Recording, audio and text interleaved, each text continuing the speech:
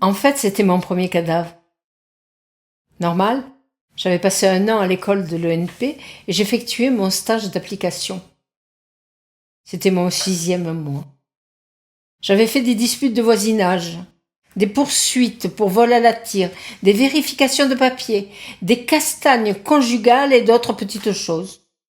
Mais là, c'était comme si j'avais touché le gros lot. Je m'en souviens comme si c'était aujourd'hui. Les gars qui ont découvert le corps appellent au poste. Je suis dans le bureau du brigadier chef. Je viens juste de lui apporter un café. Au fait, j'ai oublié de vous dire que je faisais ça aussi.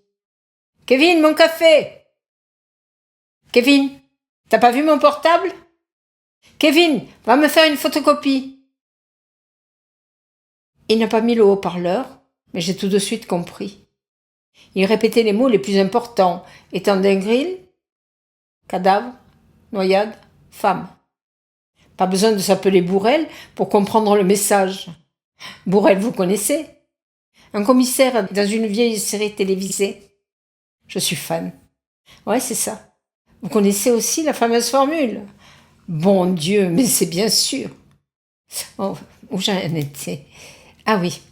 Le brigadier se lève, met sa vareuse, se brûle avec le café, me regarde d'un air méchant, comme si j'étais responsable. Mais il me pousse quand même vers la porte. Tu mets le gyrophare et tu nous conduis fissa à l'étang, au pont, à côté de la capitainerie.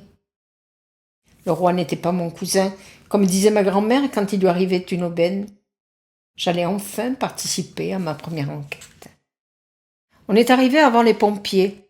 Faut dire que j'ai mis la gomme. Les dragueurs avaient déplacé le cadavre, l'avaient tiré sur la berge. Le brigadier leur a demandé s'ils l'avaient trouvé là.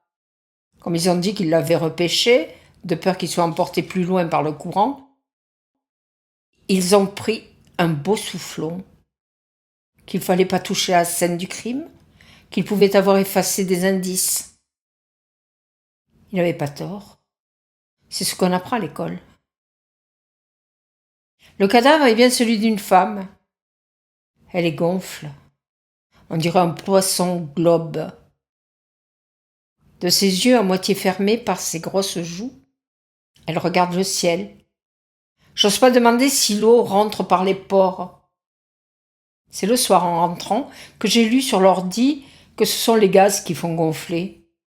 C'est là aussi que j'apprends qu'un noyé a tendance à aller au fond de l'eau parce que ses poumons contiennent un peu moins d'air que lors d'un décès dû à une autre cause. Dans ma chambre, je me pose d'autres questions.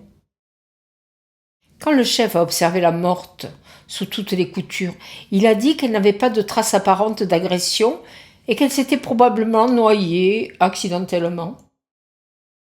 J'aurais voulu lui dire qu'elle s'était peut-être suicidée en sautant du pont. J'ai préféré fermer ma gueule. J'étais que stagiaire. Sa théorie ne tenait pas la route. Si elle s'était noyée, elle n'aurait pas flotté. Ça non plus, je ne l'ai pas dit au brigadier, le lendemain. J'avais pris la décision de tout noter sur un cahier et de mener une enquête parallèle. Je fixais sur le papier tout ce qui me semblait bizarre. Quand les pompiers étaient arrivés, on les avait laissés passer. Ils avaient hissé le cadavre sur leur brancard.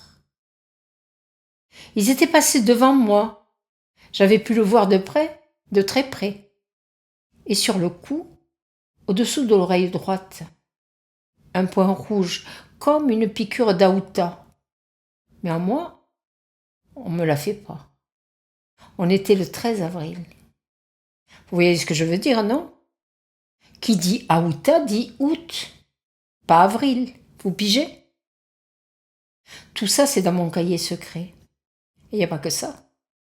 Par exemple, j'avais noté aussi que le mari lui-même ne croyait pas à la thèse de la noyade. Il s'était arraché les cheveux en gueulant. « Mais comment peut-on se noyer dans 30 centimètres d'eau ?»